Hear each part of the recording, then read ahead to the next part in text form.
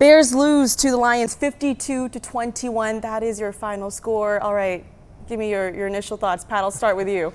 The initial thoughts were that you had an offense that yet again started off pretty well, and then as it petered out, you will not win games having 3 turnovers in a row. You go fumble, you go turnover on downs, you go interception by Caleb Williams. That was just an unbelievable thought process on the pass, a pass you can't make. It felt like every opportunity the Bears could take to shoot themselves in the foot, they were going to take that opportunity. The penalties are still a problem. Defensively, you look like a completely undisciplined team. I know there's some injuries there, but you're supposed to be in the right spot at some point, and we just aren't seeing that from this Bears team 2 weeks in. We knew it was going to be an uphill battle, but I don't think anyone knew, maybe including Ben Johnson, that it was going to be this much of an uphill battle 2 weeks into the season. Chris, how tough was that to watch? It was the most, I think you talk about last week's collapse was difficult. I think this is much more difficult too to watch because they just were never in it. They were never in it from the beginning.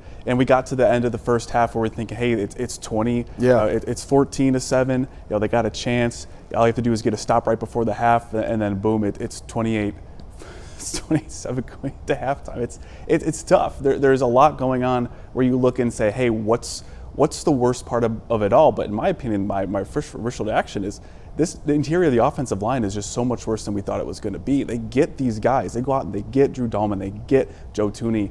They get Jonah Jackson, and they were responsible for a lot of those penalties we saw today, and that's disappointing, especially from a group of guys that are veterans. There's a lot to go around with Darnell Wright, Braxton Jones too, but I mean, the interior of the line was the most disappointing part of the game for me. Let's go ahead and bring back in Jim Miller. This is the Bears' second 0-2 start to start the season in the last 3 years. Jim, I mean, what happened when you were watching this game? Well, it's like what you guys said. One, there's a collapse, right? And typically what happens, I call it the snowball effect. Things start to snowball. Pat touched on, here you have the key fumble by DeAndre Swift. And then you come back, you got a turnover on downs. And then you have an interception. And then you have, a holding penalty on Darnell Wright that sets you back. There's all these things that just start to snowball. And that doesn't happen with good football teams. Good football teams, they're able to draw a line in the sand where they say, all right, hey, we've made some mistakes. Let's get it together. Let's go. That's just not where the Bears are right now offensively. And then the more they struggle offensively, now their defense is put in harm's way where they're all of a sudden the floodgates are opening up there with big play after big play. I just know this.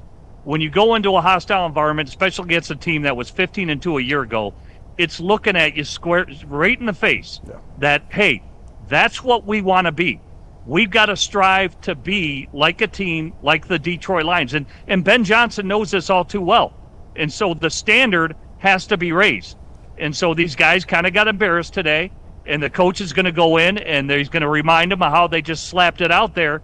And you've got to challenge highly competitive individuals. It has to be better across the board. They've got to tighten it up because they're not good enough to make the type of mistakes that they're making to come away with a win or even make it a close game at that point. So a lot of ground has to be covered before they face Dallas next week.